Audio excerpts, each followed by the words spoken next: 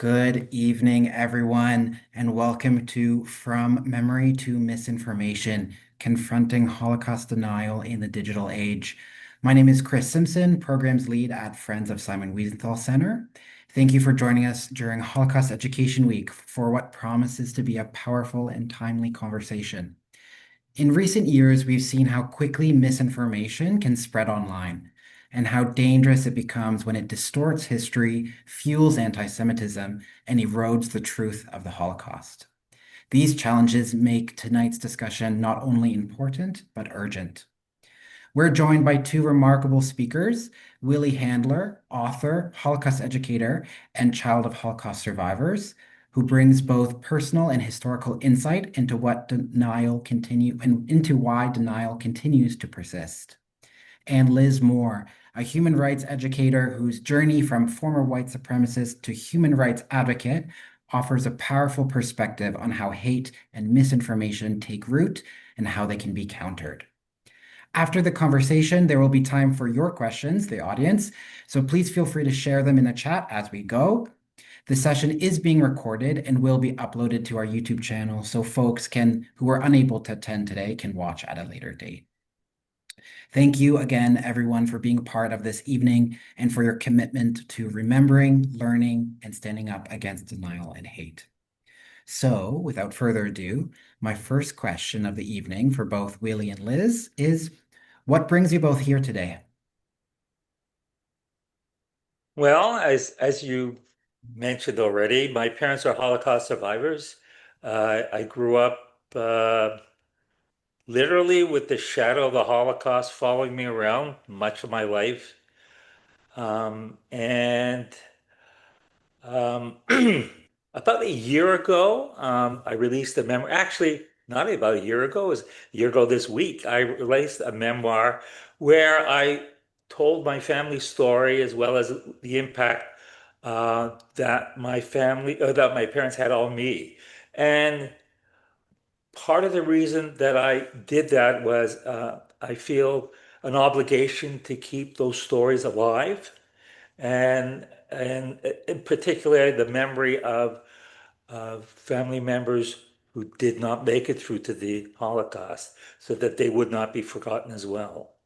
Um, since then, I've been actually working on another Holocaust themed book, and which will probably be coming out sometime next year. And I continue to do presentations like these on the Holocaust, anti-Semitism, and intergenerational trauma, which my cohort has really struggled with at sometimes. And my story is quite different. I was radicalized into a white supremacist group in the 1990s called the Heritage Front. That was at that time Canada's largest white supremacist organization.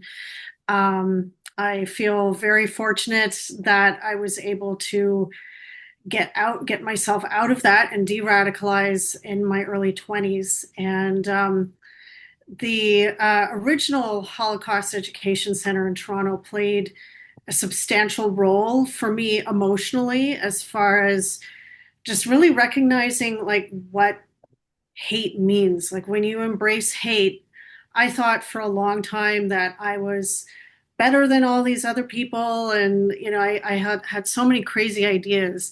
But I realized once I was properly exposed to and properly understood the Holocaust and the implications of it and the causes of it as well, that the only person who was lesser than anybody else was me, for hating other people and thinking that other people were lesser than. And it was really just understanding this shared humanity that we have, as well as understanding from unfortunate firsthand experience the dangers of hate groups, as well as the dangers of embracing hate as an entire nation or as an entire world, like what that can mean. I have felt really compelled to do this work around educating about hate groups, and So for me, that's been, 30 plus years now. And the passage of time has really been kind of hitting me the past couple of years that, like, wow, this has been, a real journey. And I've been able to see the sort of ebbs and flows of the development and teardown of different hate movements over time. And I think that informs my perspective quite a lot. Um, but really, I'm here because I see people forgetting the past and also forgetting what hate can lead to. And if I'm really blunt and honest about it, I'm scared. I'm really genuinely scared about what this can mean for all of us. And it really feels like an all hands on deck kind of time that no one can afford to just stay off on the side. We all have to do our part. So I'm here. Absolutely. I think a lot of us can also share that feeling of being scared. Mm-hmm. Absolutely. So thank you both for being here today. A question for Willie. Holocaust denial is a form of hate based on conspiracy theories. How did Jewish conspiracy theories contribute to the Holocaust? I think anti-Semitism is a form of racism that is not like other types of racism, where it is almost entirely conspiracy based. So Jewish conspiracy theories go back 2,000 years. Um, and maybe the most common and long-standing one is our blood libels. And they've been around for literally several millennials. But really, the basis of maybe the Holocaust itself and Holocaust conspiracy theories, it was the sort of release of the Protocols of the Elders of Zion, which was about as anti-Semitic as you can get, and really was used to promote hatred of Jews. I think it was published in the early 20th century, and it is loaded with conspiracy theories that allege um, a global Jewish power or cabal that is controlling everything. Which, of course, we all know is absolutely ridiculous. The idea of less than 0.2% of the population of the world controlling everything. Um, Now, Adolf Hitler and other Nazi officials, they totally understood that the protocol was not factual. But despite that, they used it to spread hatred of Jews.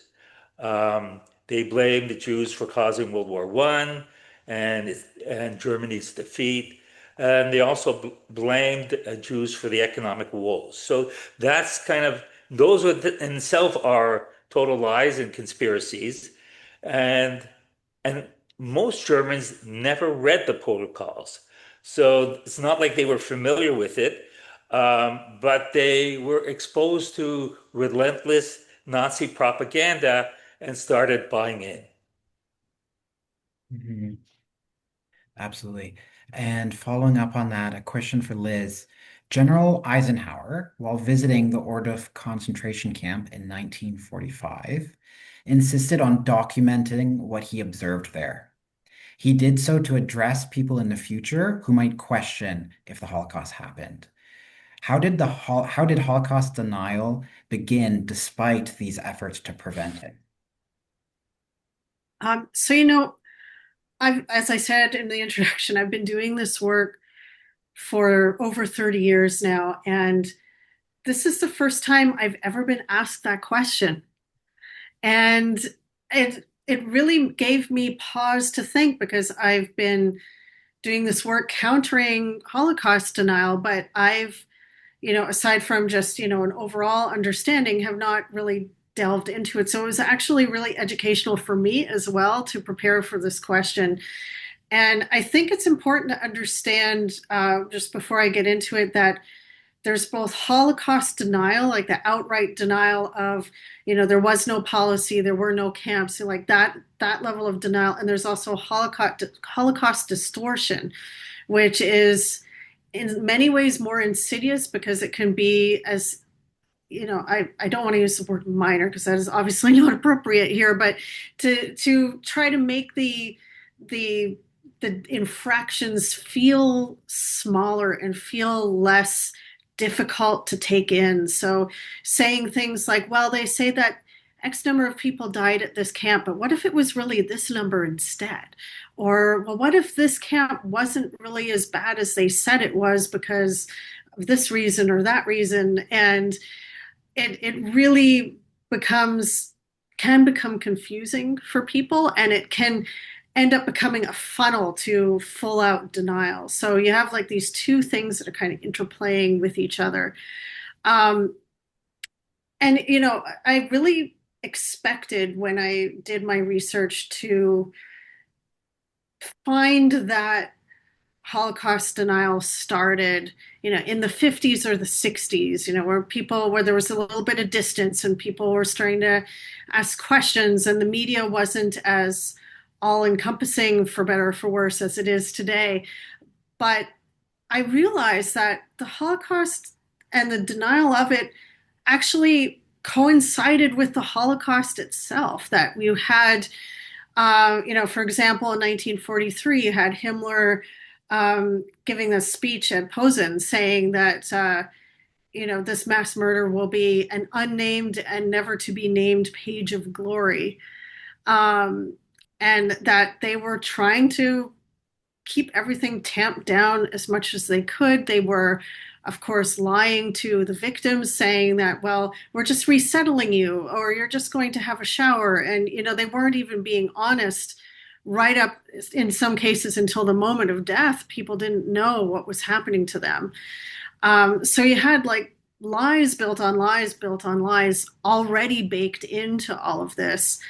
And one thing that I learned that was brand new to me actually was that the whole thing is just kind of further complicated by some World War I anti-German propaganda that was put out um, that made it sound like the Germans had what they called a corpse factory, and that was deemed to be false. And the Nazi government prior to the Holocaust was using this to kind of needle back at the British and say, well, you guys were saying falsehoods about us and we never did this, we never did that.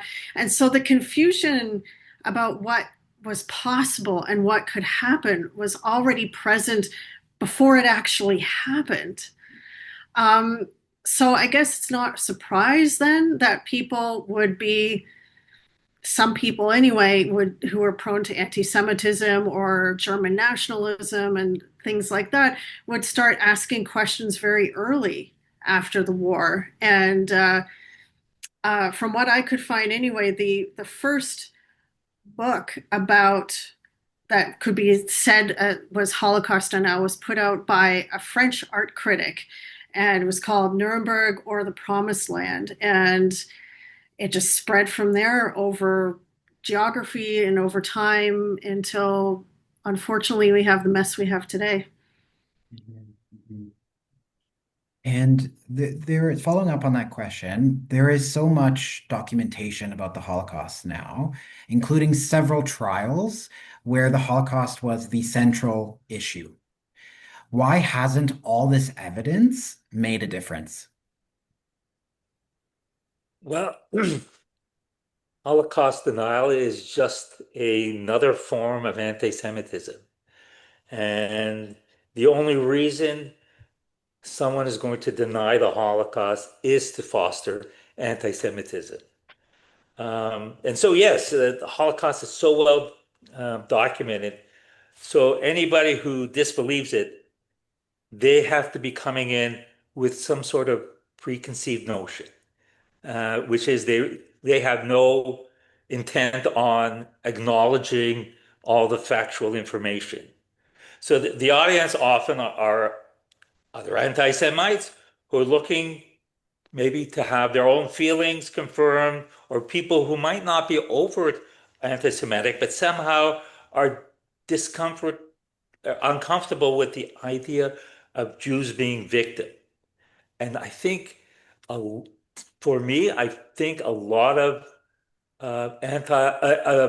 Holocaust denial is in the form of they don't like the idea that Jewish people are victims. I and what confirms that for me is that I get a lot of, not a lot, but I get a fair amount of comments on social media posts I have regarding the Holocaust that says exactly that. That and begrudging the fact that Jews are trying to um, manipulate the public to feel sorry for them. Um, so for deniers to be right, who has to be wrong? Well, all the survivors, all the bystanders who were witnesses, but even the perpetrators, because we know that perpetrators, when they were put on trial, the Nazis themselves, they never denied it. In fact, they made excuses. We were just following orders or whatever it is, but they didn't even deny it. And how could they? Because they knew themselves that evidence was overwhelming. And so when people deny the Holocaust, they are ignoring what um, is factually known. And I don't see how the challenge, of course, is how to reach those kind of people because their minds are closed. Yeah, and I would add to that that at least in my experience of having interacted, unfortunately, with numerous Holocaust deniers, is that they actually use the plethora of facts as a weapon to create denial or to create confusion. And so they'll pick apart things in bad faith, and they'll do things like say, well, so we had somebody go over and test the bricks at Auschwitz for Zyklon B gas, and we couldn't find uh, either any or enough of it, and they'll do things like that to kind of create confusion, try to add their own sort of layer of facts and interpretation. And really, in my experience, it was not like, a person doesn't wake up one day and say, well, I think I'll just deny history today. Like, that's not,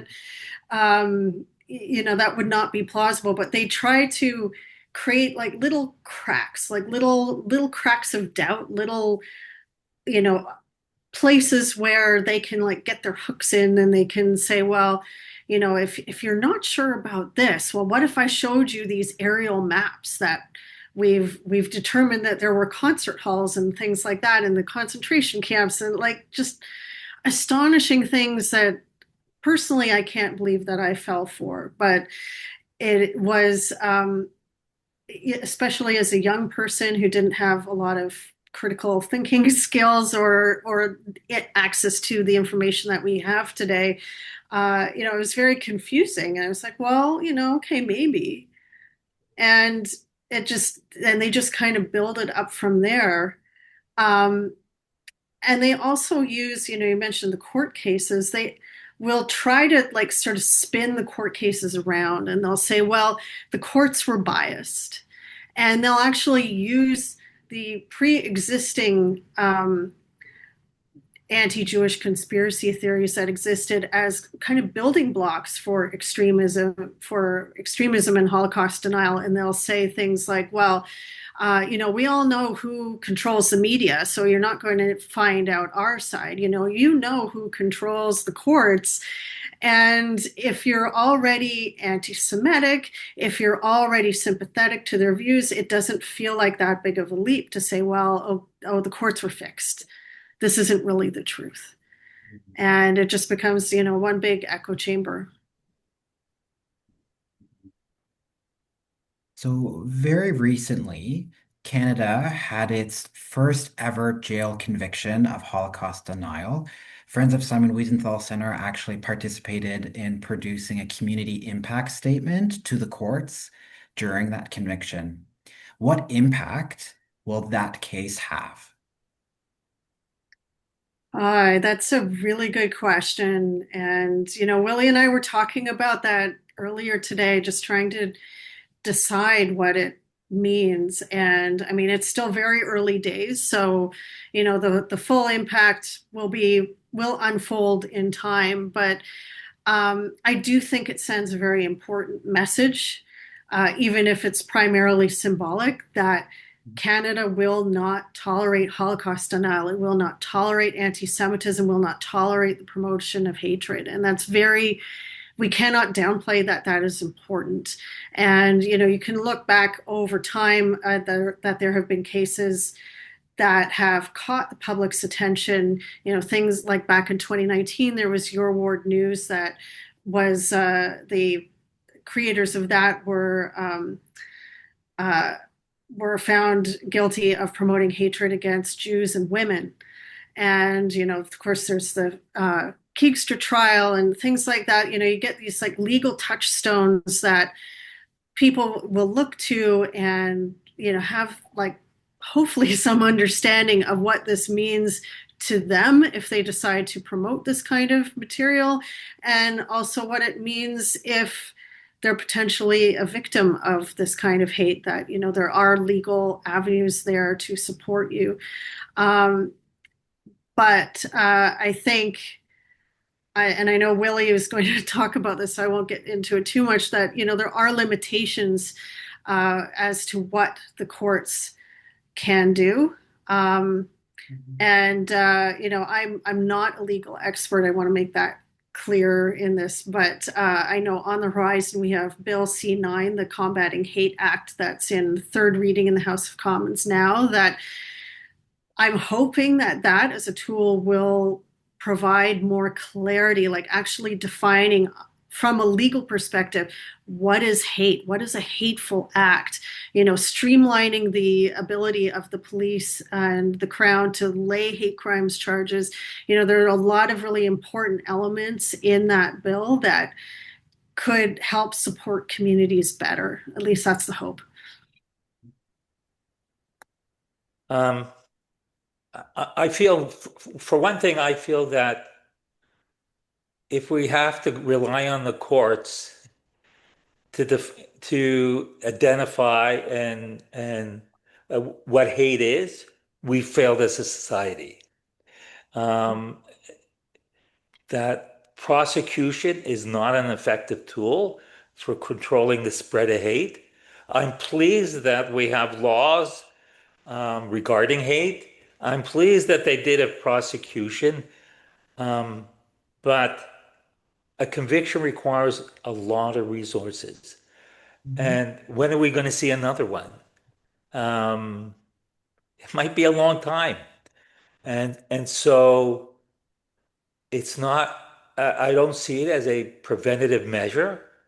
Um, when when James Keegstra and Ernest Zundel were prosecuted, and it provided them with just more notoriety and a bigger audience for hate.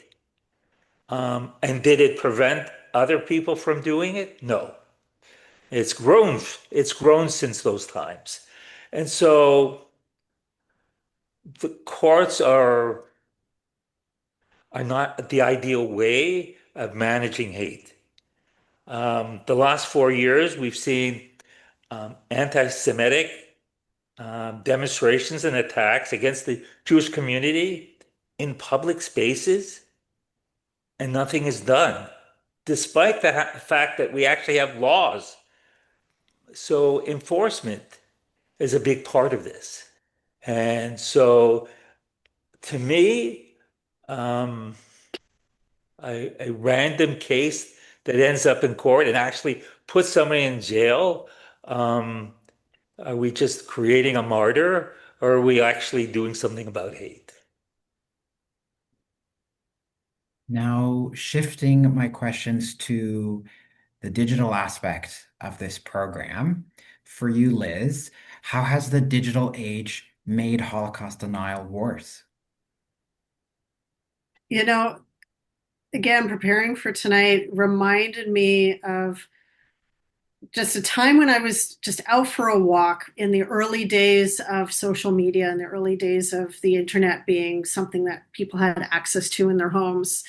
And I remember I was just reflecting on it, and I remember thinking to myself at the time, like, thank goodness we've got this now. People will know the truth and they won't fall for the garbage that I fell for. Like, this is a relief.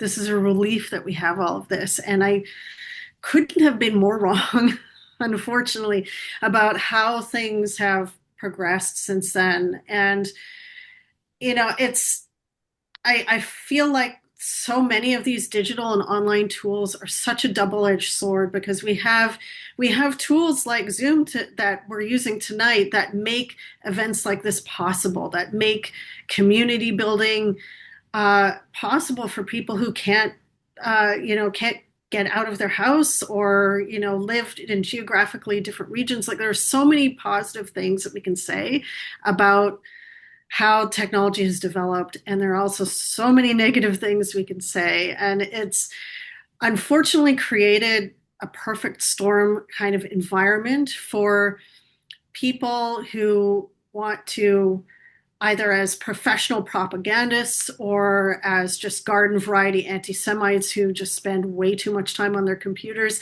It's created a, this atmosphere where they can just build up these massive audiences and share this misinformation with hundreds, thousands, in some cases, millions of people, like all around the world. Like whether someone's in the United States or in South Africa, it doesn't matter anymore. There's really nothing that's preventing anyone from connecting. And they have it in a environment where people can do it anonymously while still having a high profile and spreading all of this content. We have it in an environment where if terms of service do exist, which they don't necessarily, depending on the platform, they aren't evenly applied, they aren't consistent. There's insufficient training for staff to even identify like what is and what isn't hate. People find ways to work around it. We've seen things where with the use of brackets and other symbols and things to get around any kind of AI tools that are supposed to spot keywords and things like that. And then, of course, we have the algorithms, which I, I think in some ways can be really helpful. That if you sign up for an event with the Simon Wiesenthal Center, Facebook will show you more events from organizations that are similar or subjects that are similar, and that could be really helpful. But if you sign up for a podcast that's being put on by a white supremacist, guess what's going to come up in your feed? You're going to see more of that and more of that. And it's just really become this snowball situation. And now with AI tools coming in to greater and greater use for the average consumer, we've got a situation now which like really scares me to think about, that you have tools like ChatGPT that will just like randomly hallucinate facts that aren't true. Like they'll come up with case law that doesn't exist, and then it becomes even more confusing to figure out, well, what is truth and what isn't. And something that I hadn't actually thought about before preparing for tonight is what the generative AI audio-visual tools could mean. And I don't know if this has happened yet or if this is something that's going to happen, but we could potentially see bad actors create fake Holocaust survivor testimony to downplay, distort the Holocaust. And how is the average 18-year-old who's accessing the internet supposed to know the difference? And And, that scares the heck out of me, really does. and to add to that, what I've seen is, and I think we've all seen it, is that in society now, misinformation is being labeled as alternative facts. Hmm. And by labeling misinformation as alternative facts, it's it's creating this image that two people are debating factual things, but one side isn't really using real facts. And it's just becoming more and more common, and it doesn't help when political leadership are taking the lead on creating alternative facts. So we're no wonder society is going the way it is when we don't have the right kind of leaders. Yes, Yeah. very interesting. And folks, just a reminder to use the chat to send any questions you have for Willie and Liz in the chat, and we will get to them shortly. Okay, so now shifting gears a bit, for you, Willie, we've noticed that there has been a recycling of Holocaust denial theories during the Middle East conflict that's going on currently. Is this a new twist on some old tropes? Well, I see that the primary motivation for Holocaust denial in parts of the Islamic world is to deny the existence of Israel. It's as simple as that. By portraying the Holocaust as a hoax, deniers really are trying to undermine historical justification for the creation of Jewish state. And so it really, for them, is a very, very useful tool. Um, and it goes even beyond that. They begin to use jargon and language from the Holocaust, um, and direct them at Jewish people. Um, so radical Islamist groups like Hezbollah and Hamas and other Iran-backed groups use the Holocaust to denial really to justify their own sort of military activities and to rally support around the world. And you see it in public places now in North America and Europe where um, where Holocaust denial is directed at Israel. So that's an important sort of aspect on the Middle East conflict and attacks on Israel. It trying to legitimize the very basis of the country. In that, I'm hearing now in the West about Israel is an illegitimate country. Um, and it goes even further than that. Some of the anti-Israel political rhetoric perpetuates this false claim that Jews orchestrated or collaborated on their own persecution.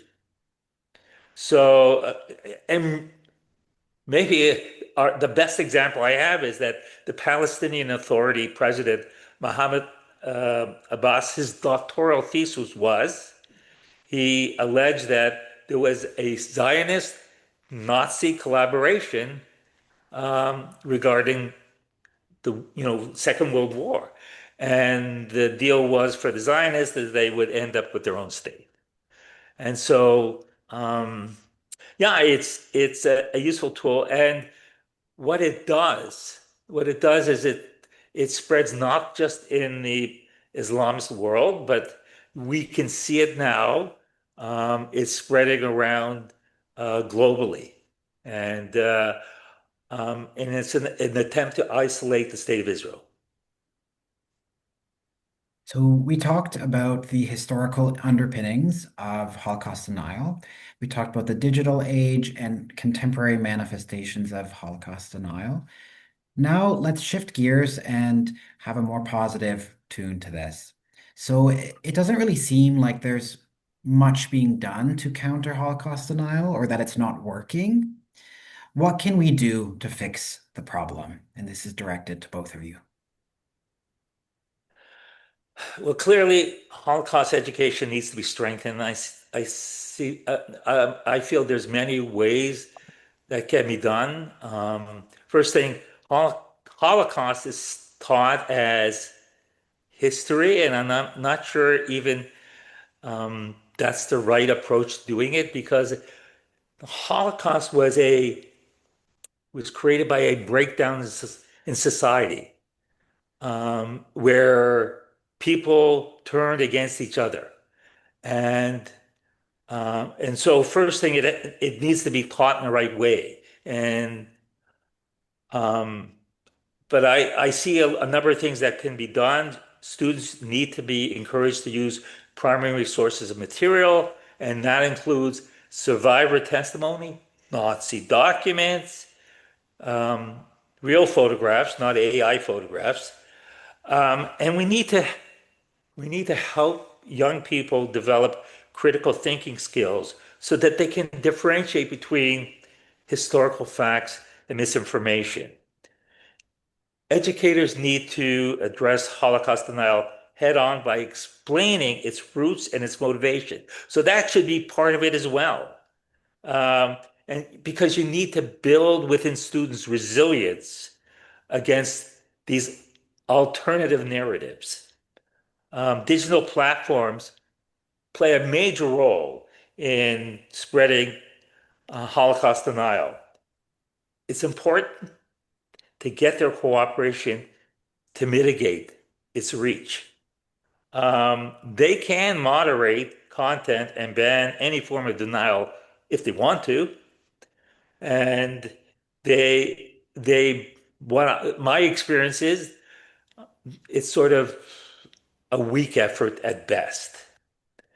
Instead of just removing contents, the platforms could redirect users where they're using search terms to look for Holocaust denial information and they get directed to credible factual information.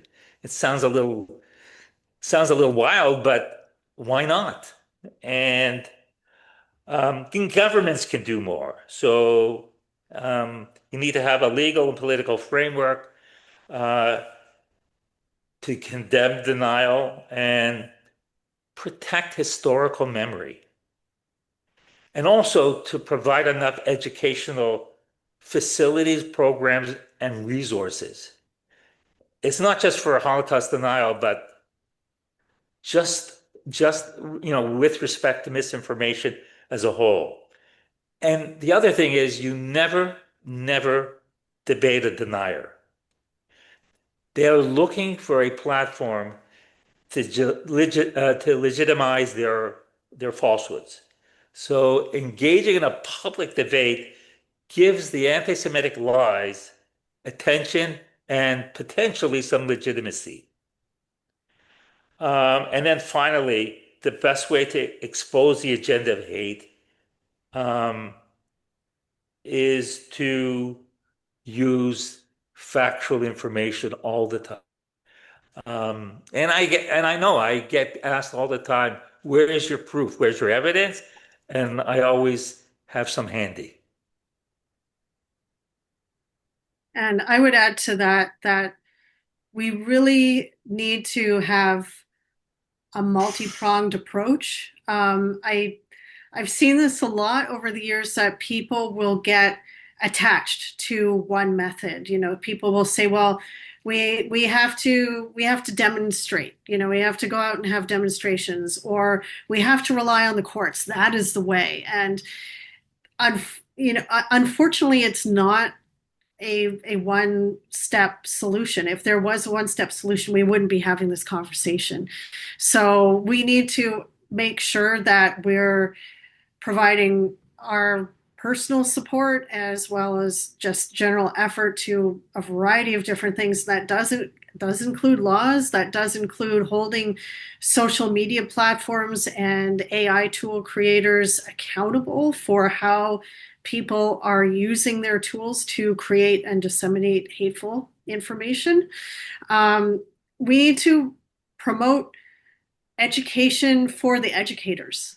And very I'm very passionate about this. I'm involved in an organization called Enhancing Social Justice Education. It's just a little volunteer collective, and we try our best to support people who are providing education because we're living in a time now where students might decide that it would be cool to, you know, make a Nazi salute gesture in class or ask the teacher, well, what's wrong with being proud of being white? And, there are some incredible educators out there, but if you were to ask a room full of random educators, are you ready for this? Are you prepared for how to handle this in a way that is a learning opportunity for your students, but also holding them responsible for their behavior?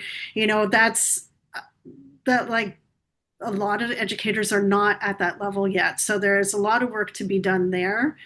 Um, and I also think, too, that we are unfortunately acting several steps behind where the hateful content is being created and disseminated. So, we're having like webinars, which are very helpful and have their place, whereas the people who are creating the hate are, pardon the language, but they're shit talking on video games. Where are we? Are we in that space? And I mean, there have been some incredible developments. And one of my favorites is that there's a developer has created a Holocaust museum within the video game Fortnite, which just like blows my mind. And it was done with thinking very sensitively about it so that when a player goes into the space, they aren't allowed to take their weapons with them. The chat functions are turned off, so you can't like yell and scream obscenities at other people who are in the museum. And it just creates this unexpected opportunity for education for people who are otherwise engaged in battling battles and whatever in video games. And so I really think we need more innovative approaches like that if we're going to make headway. And finally, I think we need to also really look at preventative measures when it comes to the more radicalizing elements of Holocaust denial that lead people into full-on hate groups. That you can't just leave kids to be isolated on their computers all the time and expect them to be okay. We need to be rebuilding and creating in-person community, whether that's through extracurricular activities, clubs, whatever it is. And I remember several years ago, I was doing an event that combined former extremists with like street gang members, and we were having a private conversation trying to figure out where the similarities were. And there was someone from one of the street gangs who said that everything changed, everything kind of fell apart when the extracurricular activities were cut from the school budget. And, when kids don't have a place to go and they don't have these real world connections, it has a tremendous impact. And we can't just assume that all problems and all solutions are going to be from online spaces. And there's something that sort of I've been thinking about a little while as well, is that I volunteer at the Toronto Holocaust Museum, and uh, we encounter students and teachers, educators, and the educators that come, they're outstanding, and they're really understand what they're teaching. But I have some nervousness about this Holocaust education system that we have in Ontario, because I think a lot of people probably online are familiar with the federal government report on anti-Semitism in the Ontario school system, and we have a systemic problem there. And it makes me a little nervous that we're putting Holocaust education in the hands of people who may not really believe in it. And for that, I have no solution. But we have we have allowed our school system um, to, I guess, stumble towards um, accepting. I, it's a combination. We're accepting falsehoods and letting them spread, and there are a group of students now who are no longer respected and treated well, and uh, and that's not just by students but teachers as well. And then we're asking them, oh, and while you're at it, can you teach this curriculum on Holocaust education? And I worry about it. Mhm, mhm. Yeah, and just following up on that, Willie, it reminds me that our organization, Friends of Simon Wiesenthal Center, part of what we do is we have the tour of humanity. So we run a Right. bus that goes to schools, and we have schools that hire us to go to their schools and present and do workshops in many different ways that are innovative and engaging.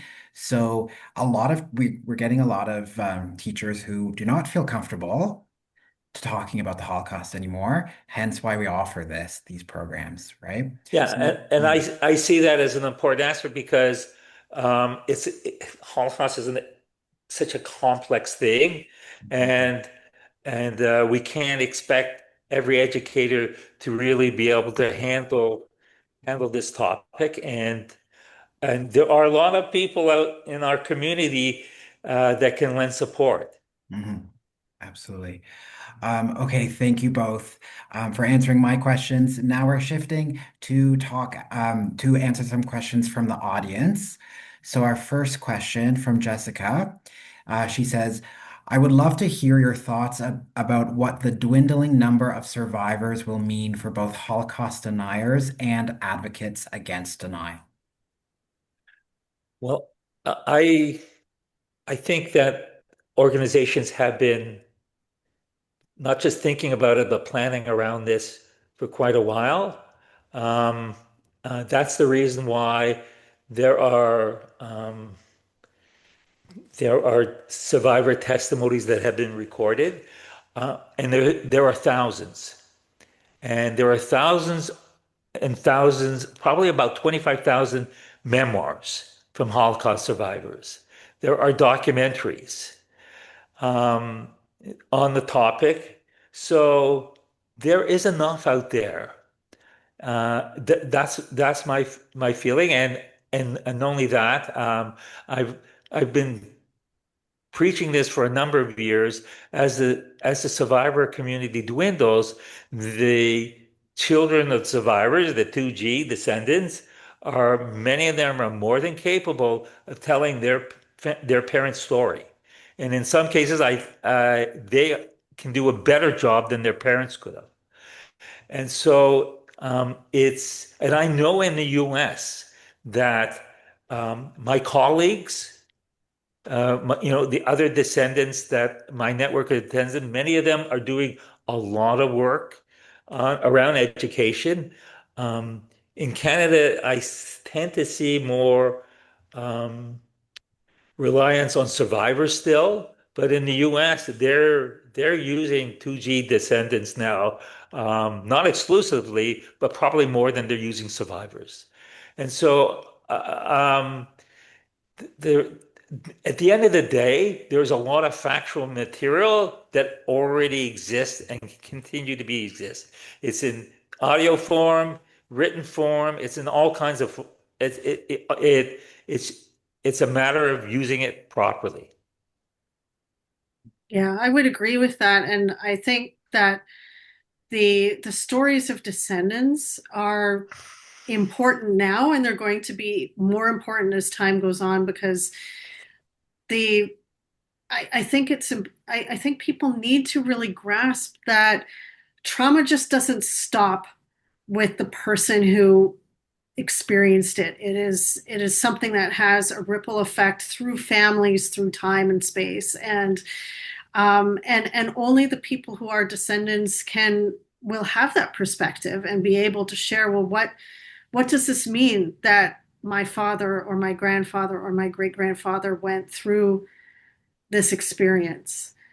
Um, and I think I think it's an opportunity to have really enriching conversations while also like thankfully having these archives of direct survivor stories that will be crucial for us to lean on. And I'm so grateful that people thought to create these because yeah, unfortunately we none of us are immortal, and but having these archives just is going to mean so much. Mhm. Another question from the audience. Betty has mentioned that Holocaust Education Week feels like a smaller event currently. She asks, why do you think there's perhaps less programming around the Holocaust? And do you think denial is contributing to this at all? I don't think that that's the reason why. I think that um, there's been a structural change um, in the community, and there was a time where, and I've been going to programs since the 1980s, and the model then was um, there would be a call out to Jewish organizations, synagogues, all kinds of B'nai B'rith, everything, and they would um, they would submit ideas for programs. They would resource them themselves. They would host them with their own volunteers, and then the Nuremberg Center would sort of coordinate it all. And I think those who remember, there would be a booklet printed up with all the programs. Today, the programs are predominantly um, uh, put on by the Holocaust Museum in Toronto, and they have a limited number of programs that they organize themselves without the use of volunteers, and as such, you can't produce as many programs and offer as much variety as you could, say, 20 years ago. And so it's really a structural change and maybe a change in philosophy as well. But I too miss the old model. Yeah, I definitely miss the old model. I've been a speaker and an attendee at Holocaust Education Week events since I think the late 90s. So, this has been an important part for me to both share and learn. And I mean, it seems to me that a lot of changes happened during COVID lockdowns. Willie, you could tell me if that's correct. I think It was even before. even before, right? Yeah. I Yeah. mean, I'm sure having lockdowns did not help when live events were like literally not allowed. It did change the flavor of things quite a bit, and I really hope that we can slowly move back to having a more robust program because it's definitely needed and it's definitely missed. And there's such a wide range of topics that can be covered. Hmm. You're right. We're still definitely in the process of shifting back to in person. It's a real slow process, but hopefully we'll get back to what we were experiencing much before COVID. Okay, so we have another question. We have several questions coming in, so feel free to keep sending. So from Rachel, thank you, Willie and Liz, for suggesting second generation survivors as educators. That was a fantastic point. How do you suggest incorporating us as the number of survivors are dwindling? Um, Good question. I think you start small, and um, there are. I'm just thinking in terms of Toronto, but the Holocaust Museum has programs.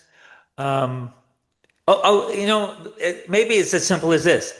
This program was not suggested by Friends of Simon Wiesenthal Center.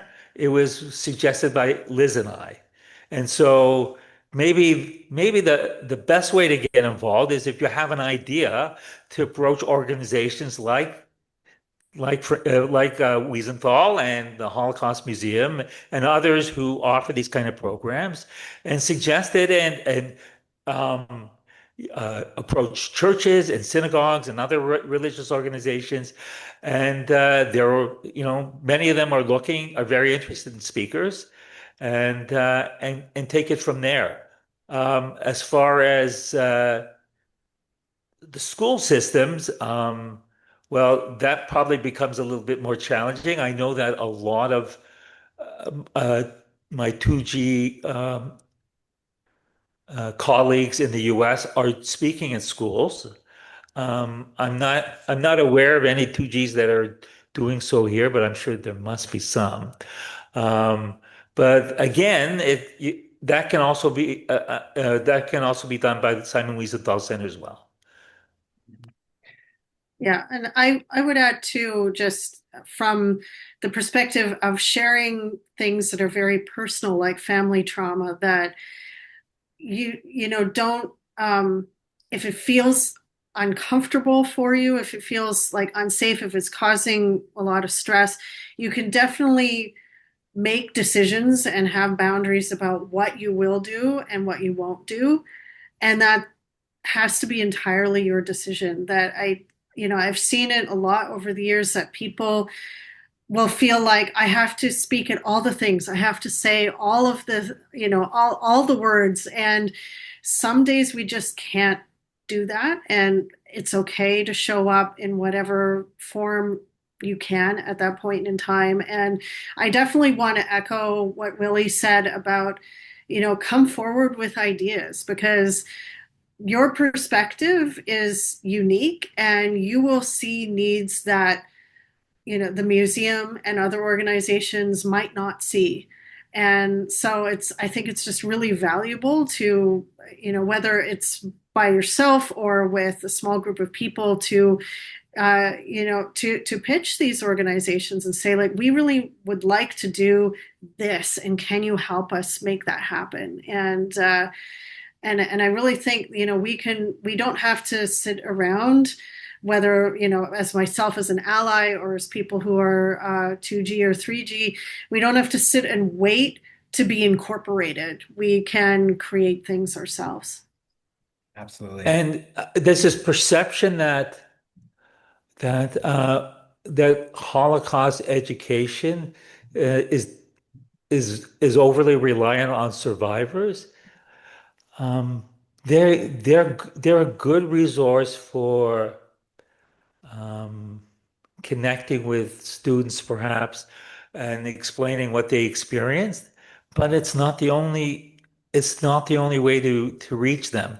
And I've said this over and over again that my parents couldn't possibly have stood in front of a crowd and told them their story. They couldn't even tell me. But I have the ability to tell their story far better than they can.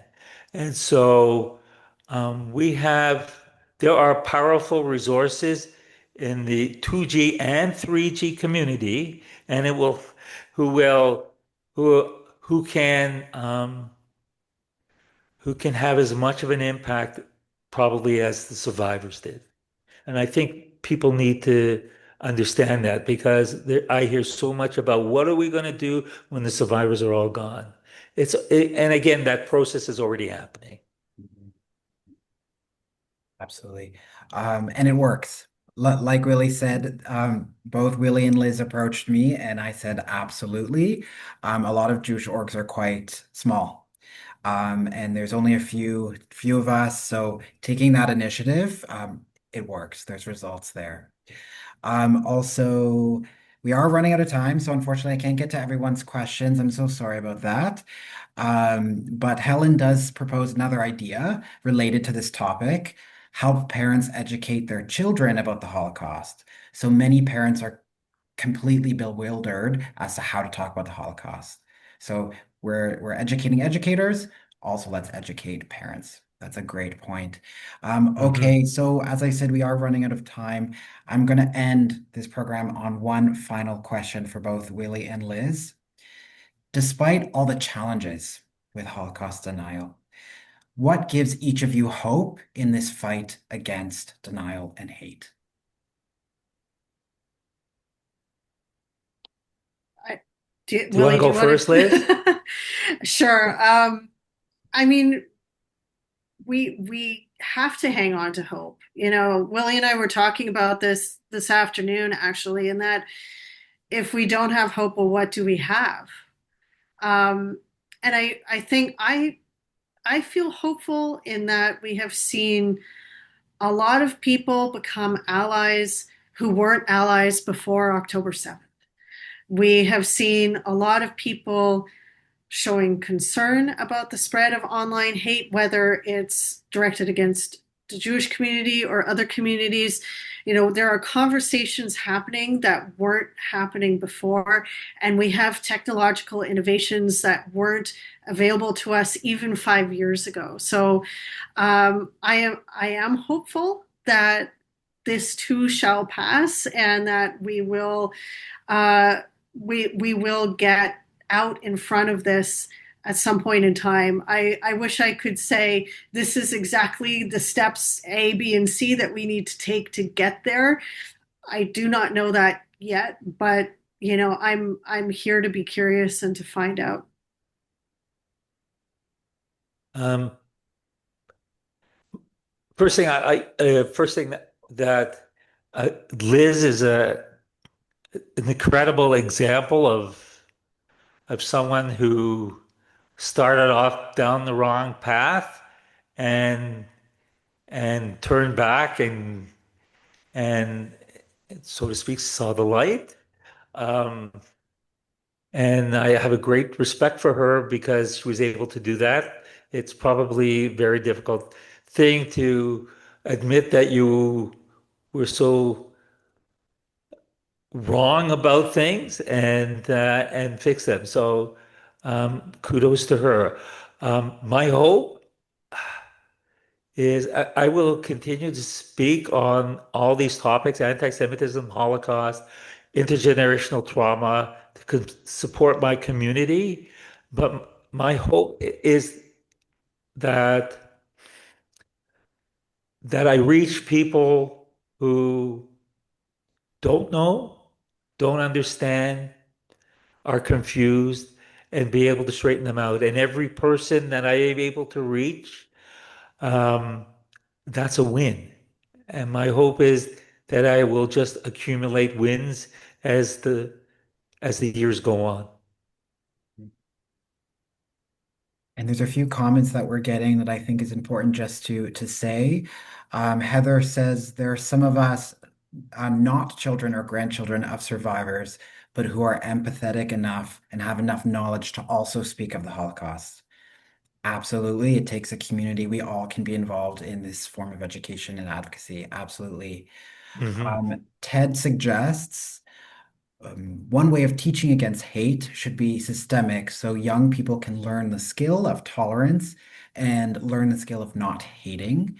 It has to be a commitment by school boards to provide these skills to change young people's attitudes towards anti-Semitism, Islamophobia, racism, and so on and so forth. Holocaust Education Week is not enough. has to be systemic. Absolutely. Okay, sorry, folks, I can't get to all these questions or comments, but if any of you have any questions for Willie and Liz, feel free to email me. My email has been in all of our notifications that we've been sending you since you've registered. So feel free to send me an email and I will reach out to Willie and Liz with their response. Once again, Willie and Liz, thank you so much for joining us and for being a speaker. To our audience, thank you for joining us as well. Tonight reminded us that preserving truth and confronting denial is everyone's responsibility. By learning, speaking out, and standing against hate, we honor the victims and keep memory alive. Thank you again, and have a great evening. Thank you so much. Yes, thank you. And try and get out to a couple of programs this week if you can, if you're in Toronto.